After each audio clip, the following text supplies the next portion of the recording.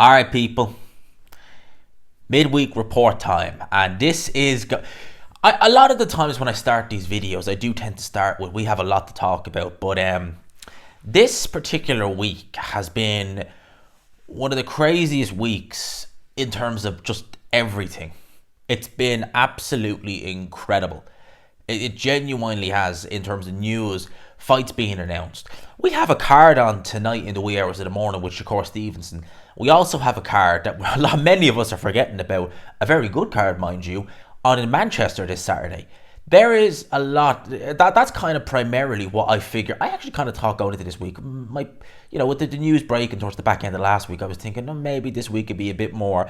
And we've had all this announced. It's been crazy. It really has. It's been one hell of a week for fights announced. As I've said several times, I wish I was in the UK so I could attend. Obviously next year I will be, but for now you have to watch on from the sidelines, which is a shame, but that's hopefully all going to change in the coming months. Let's start with the breaking. There's so much breaking news and big announcements, but for me this is the biggest, the most important, and the one I am the most happy to talk about, which is obviously the announcement of Tyson Fury versus Alexander Usyk February 17th in the Kingdom of Saudi Arabia, undisputed heavyweight championship of the world. Look, I'm very happy about this fight being announced. I've wanted undisputed, regardless who had the titles. My priority has and always will be undisputed is a must. It's a must. Any division, it's a must. That's why I'm so frustrated with the situation at light heavyweight, that it's out of the fighter's control. It's a sanctioned body who's dictating it, which should never be the case. This is a step in the right direction. And I've heard that the Saudis are interested in Bivol versus Beterbiev too. Sulliman like to think he has morals, but he really doesn't. And I'd say if a big check gets waved in his face, sanction the face, yeah, I'll take that. Look, I'm so happy that this fight's been announced. I really am. Fury Usyk. The press conference happened. Now, I knew the press conference was happening today, but I wasn't expecting fireworks. So put it like this. We've had 3 press conferences in 3 days. We had the Manchester one on Tuesday. And I knew, because press conferences normally happen on a Thursday. More often than not, and certainly in the UK, you normally get told in advance, normally the week before or the week of the fight, where the press conference will be, when it will be. And for it to happen on a Tuesday, I was like, that's strange. That doesn't normally happen on a Tuesday. It's normally, as I said, late week. The Tuesday is kind of normally, if it's not public workout, it might be something small with the fighters, It's never normally a press conference day. So that kind of had me thinking, okay, there's going to be something up here. We obviously had the press conference yesterday, which I'll talk about later, which was a fun to watch, tell you that. I didn't expect we'd have the same kind of, say, drama or the same kind of, intensity, for want of a better word, that we had at yesterday's press conference in this one. But it was still good to watch. It was as you would expect. It was Fury, Usyk's a dosser, he's this, he's a middleweight, he's a rabbit, etc., etc., etc. Alexander Usyk, just the same old, he doesn't speak the best English, so responded in Ukraine, and, with the odd word of English would go in there. There wasn't really much. Both these guys are experienced. Both these guys have been around the bend. So for Fury not really getting a reaction from Usyk, I really don't think that would have played too much of a difference. That would have, hampered him. And likewise with Usyk, I think it would all just, they're at a stage where they're so experienced, I don't think it would have made a difference to either of them. At the end, where they had the face off and Fury really got in Usyk's face, and they had to kind of be, taken apart a little bit. That was an interesting one. But for the most part, I kind of pretty much got the press conference I expected. In terms of the fight, as I said, look, Fury against Ngannou, and Ngannou actually posted a picture of The Simpsons where it's him throwing a jab at Tyson Fury, and he has the picture of Homer fighting Dredrick Tatum. That was a parody episode. Obviously, he was a parody on Mike Tyson. On that episode, I think it was in 96, 97, they actually did the fan man. Mo was the fan man in this time, taking Homer out of the ring. Remember that episode very well. It was a good episode of The Simpsons, to be fair. I remember it very well, actually. It was a funny episode. I used to love The Simpsons when I was a kid. Classic Simpsons, of course. That's why I give the odd Simpsons reference on here. As you can tell, I was a big fan growing up with them. But you're only as good as your last fight. Fury fought Ngannou, didn't look good. Usyk fought Dubois. Some people felt he didn't look good. I thought he looked fine, to be honest with you. Did he look as good as he did against AJ? No, he wasn't as sharp, but he still looked pretty good as far as I was concerned. So I think that both guys can improve, and I think both guys will inevitably improve because they know the severity of this situation. It's not just Undisputed that's on the line. It's the fact that you're going in there with both see themselves as the best in the division. There can only be one. So they're going to be bringing their A game. He's going in there, Usyk, thinking, I'm fighting the best. I believe in the best, but he's claiming to be the best. I need to be the best. And likewise, Tyson Fury is thinking the same. So, the Fury Usyk, I expect we are going to see a very, very competitive fight. That Ngannou fight, yeah, you can look at that and say, but the more I look at it, the more I think, look, he will be better. Will he be good enough to be better? As in, like, if he improves, will he improve to the Fury who fought Klitschko? I think that Fury is gone. But how much of an improvement can he make to be able to beat Usyk? I think he can do enough. Just enough. We'll talk more about that in more videos as we come closer to this. We will. Now, that's Fury Usyk. I was looking here and I'm seeing the picture of Eddie Hearn and Frank Warren laughing at yesterday's press conference. Let's talk, and obviously just interject, with the Fury Usyk press conference, that was all about those guys. So they were not going to say undercard, this, that and the other, this, that and the third. It was just those two. So there was no fights announced. Let's have an all talk about the card that happened yesterday. We'll talk a bit about the press conference, give my 2 cents on it, but let's talk about the fight card itself in its entirety. Some good fights, some fights where you look at and just think, why? There is fights on there that I look at and I just think, why did you bring him in as an opponent? It's more than one fight on this card. So let's start. Arslanbek Makhmudov at Kabayel. I expect Makhmudov to win. He is getting a bit up there in age. Like, he's in his mid-30s now, but Kabayel has been painfully inactive over the last few years. He's really lived off that Chisora performance, that Chisora fight, which was a close fight. He was the rightful winner. Let's not forget he was. But he's really just kind of languished at the back end of that top 15 in whatever rankings he's in, without really doing anything or being talked about primarily, So that is Ajay Kabayel. I expect Makhmudov to win the fight, probably by stoppage, but Kabayel could prove to be durable. You just don't know.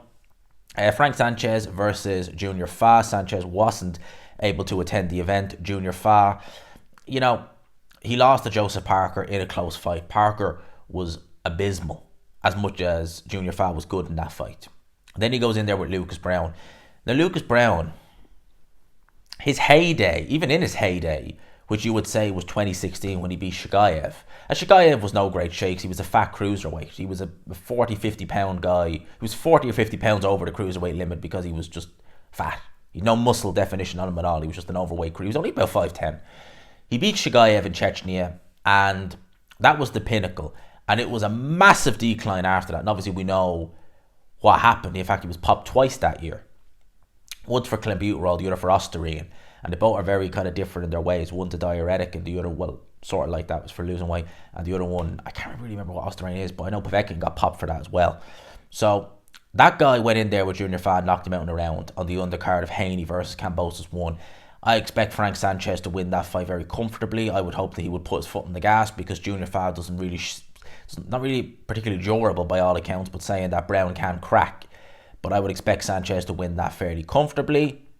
Filip Hrgovic versus Mark Demori. Now, this one right here, I just cannot get my head wrapped around as to why you would pick Mark Demori or why he would be kind of picked as an opponent for Filip Hrgovic. And, I spoke with Hatman on the Element Group about this, where Hatman was saying, and I agree with him to an extent, where he said, as mandatory champion, you're not obliged to fight, every good contender. That should be put to a champion. But as a mandatory, you're more than in your right to sit on that until you get your fight. And I agree, right? Joe Joyce found that out the hard way. I agree that you should be able to sit on that mandatory. If you want to take, a bit of a gimme fight, go for it. But surely there is a level that once you go beyond that level in terms of down, you're looking at it like, really? Do you really have to fight that guy? Mark Demori, I have his box rec open here. If Frank Warren said tomorrow, because Moses Atelma is fighting on the December 1st show in the York Hall, if they announce Mark Demori as an opponent for Atelma, I would say, all right, yeah, at his stage in his career, yeah, fine. But it might actually be a bit too easy for the Telma. He is at that level. The more he has been pro since 2004, he's 41 years old now. His best result was a draw with Alex Leopai in July of 2004. He was knocked out in the first round by a guy called John Wayborn, who's an Aussie whose record was 16-20, and he was knocked out a bunch of times. He's not look like you look at this record, and I see maybe one or two names that I actually recognize, and they're journeymen as well. They're not like, oh, this guy is, the majority of these are journeymen, and journeymen that I don't even recognize. He fought David Haye in January of 2016. That was a David Haye who was shot to pieces, who, his body couldn't barely get through a camp. All he had was a bit of punching power. He didn't have his speed, he didn't have his feet, he didn't have anything. And Demorley was absolutely terrified and was taken out in a round. And since then, yeah, he's kept on fighting. But, you look at the opponents and they're terrible. I mean, he's fought this guy, Laszlo Toth, 3 times. And he's knocked him out each time. And this guy has over 20 losses. Absolutely. Like, I just don't get why they couldn't. Look, I get it. Herg doesn't want to take a risk. He has an IBF title guaranteed, whether it's a shot at Usyk Fury winner or whether it's a shot at the vacant title. I get it. You don't want to risk it. But surely you can do better than this. Surely there has to be a limit where it's like, I get you're the mandatory. I get you don't want to risk it, but surely you can go a little bit like Kubrat Pulev or someone like that. Surely that is a good, safe enough.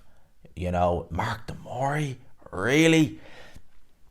Jayot Pattaya, who I do like watching against El Lazaro. Again, Jayot Pattaya fought Jordan Thompson. And Jordan Thompson is no great shakes. He shouldn't have been in there. With Jayot Pattaya, it was a complete mismatch. And with El Lazaro, I see the similar level. Maybe he's a bit better. Maybe he's a bit worse. I mean, he went life and debt with Dex Spellman, people.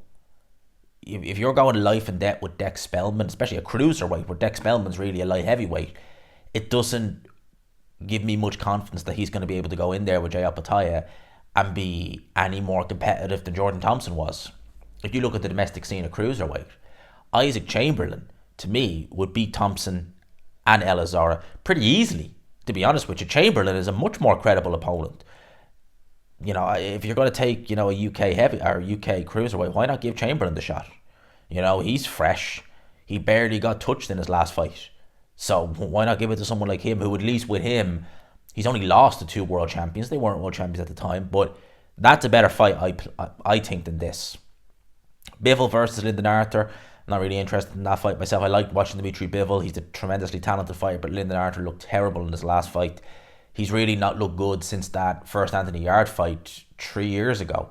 So, look, he's got a ranking. He's IBO champion. But I don't expect he's going to give much resistance to Dimitri Bivol. But then we get into the sharp end.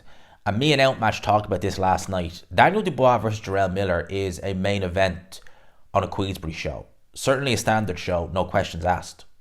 Well, that's a main event. That's a Queensbury main event, no questions asked. No one would complain about, well, they probably would complain about Jarrell Miller, rightfully so, but no one would complain about the quality of that card, about the quality of that main event. Because you'd be like, oh, it's a fight I want to watch, it's competitive. This isn't even the co-main.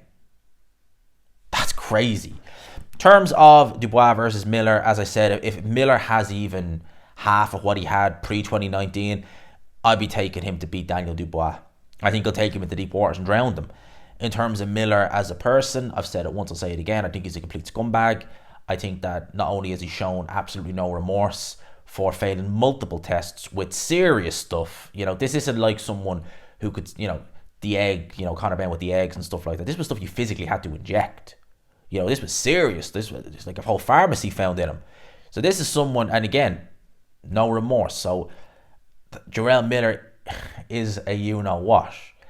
The thing about Miller is that he is a loudmouth. He's a trash talker. He's quite good at it. And promoters like that. And if you bring eyes to a show, regardless of your past, they're going to work with you. So Jarrell Miller finds himself in this position. If Jarrell Miller had failed all them tests and was just, a run-of-the-mill heavyweight, with not much power and not much of that, we'd probably never hear of him again. Seriously, you probably never hear of him again. Because he gives it all that, the bravado, bombastic, you're going to hear of him. Whether that's right or wrong. I'll be taking him in this fight, to be honest with you. I would. I'll be taking him over Dubois. Get to the main events. Wilder versus Parker and Otto Wallin versus Anthony Joshua. Parker versus Wilder. I'm kind of more looking forward to that because I rate Parker higher than I rate Otto Wallin. And with Wilder, I just don't know for definite where he's at because a one-round demolition job on Robert Helenius won't tell us anything about how he is looking in the long haul. And again, that's against someone he knew. He'd sparred several rounds with him. Very different than a former world champion in Joseph Parker. So you got to take that into consideration. Otto Wallin, Anthony Joshua, Otto Wallin. That is going to be an interesting fight. Anthony Joshua, in other news I will say as well, is also, well, I don't want to say split because he's talked about going back to him, but he's not with Derek James for this fight. He is going to be trained by Ben Davison, which is interesting. How is that going to work? In such a short space of time, is Joshua really going to learn that much from Ben Davison? I know they've been working together doing, for the last couple of months, but how in-depth has that been? Has that been really, doing what Derek James does, or to a lesser, how in-depth has it been? So it's going to be interesting to see how he looks in this fight, to be honest with you. A fight of this magnitude, and not that Otto Wallin is a world beater or anything like that, but given that there's a lot riding on this fight, a fight with Deontay Wilder looming, you would probably want to go and say, well, look, keep it as is in the camp. Just keep it with Derek James, etc. I just don't understand it. I really don't. Well, look, Joshua is in charge at the end of the day, so you could argue maybe he knows best. Let's wait and see. In other news, this really has kind of gone under the radar over the last day because of everything else that's been happening. Chris Eubank Jr. versus Conor Benn. Yeah, according to Dan Raphael, it's falling apart. It claims that's due to a dispute over money on Conor Benn's side. That fight seems cursed. That fight legit seems absolutely cursed. If it doesn't happen now, it ain't never going to happen. And I think with Chris Eubank Jr., is, I think with the WBC, I don't have their actual page opened, but I was looking at their rankings, and I think he's second in the rankings at 160 pounds. Now, Charlo is fighting next weekend, and I think it's kind of non-title fight, so God knows, is he going to go 168, is he going to come down? Eubank may be looking at that. Billy Joe Saunders is talking of coming back. That's still a decent fight, or a big-ish fight. It's definitely not as big as Ben Eubank, but it's still an option there. So God knows what's going to happen. I don't know what Conor Benn's going to do if he doesn't fight Chris Eubank Jr., because he'll have to go down and try and make a run at welterweight. You've got the likes of Staniones there, Boots Ennis, who is now IBF champion. To his credit, Conor Benn has mentioned Boots Ennis. I don't think he will be particularly successful against Boots Ennis. I think he'll get annihilated pretty quickly and pretty sharply, but you never know. It could be proven wrong. The WBC had their convention this week. They do it every year. They announce their rankings, they announce some mandatories and stuff like that. Some of the things that we've seen is, well, they have said that the winner of Inoue versus Tapoulas will have to face Lewis Neary next. As much as I'd like to see Inoue conquer 126, I'd still like to see him versus Lewis Neary. I'd still like to see that fight. They announced their new top 10, which I'll read here. Fury, obviously, is the champion. We get that. Wilder, Joshua, 1 and number 2. Why is Wilder number 1? That's just all right. Makhmudov 3, Sanchez 4, F.A. Ajagba 5. That Kazabutsky win has shot him up the rankings. Jaron Anderson 6, Bakoli 7, Parker 8, Wallin 9, Francis Ngannou 10. Right. He lost WBC. Anyway, they also stated that the winner of Haney Prograis will have to defend against Sandor Martin next. Martin is tricky.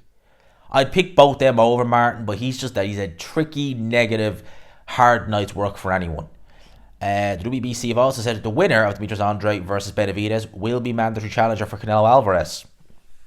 I expect it's going to be Benavidez, so please let us get Canelo versus Benavidez in 2024. That's the next one I want. That's one of the next fights we want for 2024. We desperately want that fight.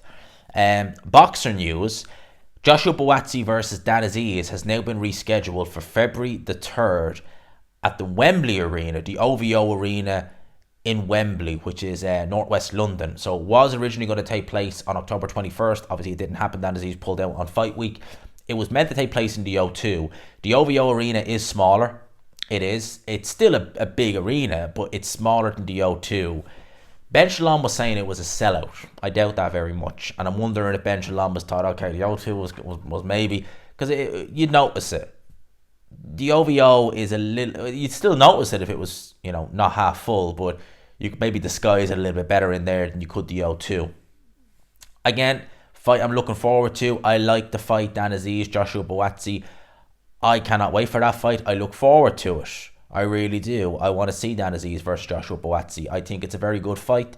As I said, and I'll stand by this, I will make Joshua Buatsi favourite. He really should win, but Dan Aziz is one of the most improved fighters in a long time, and he's done it the hard way. He's come up through the levels. He's done English, domestic, British, Commonwealth, European. He's gone on to world level. I was going to say European twice there, but yeah, he won that title already. I think he won it this year or last year. So we have that. I'm seeing a bit of an altercation here as well between Crawford and Ennis.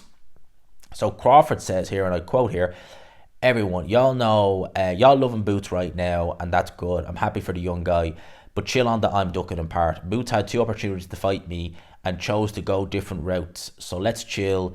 Let the kid make his mark on the sport." And that's what Crawford said. Now, the people saying Crawford ducking Boots Ennis, if there's a 2-way rematch, it'd be like saying, right, let's just hypothetically say Fury beats Alexander Usyk, right? And then Usyk invokes the rematch clause. And Fury has to vacate the IBF title because he's locked into a rematch with Usyk. He can't fight Filip Hrgovic. That's not a duck. It's not.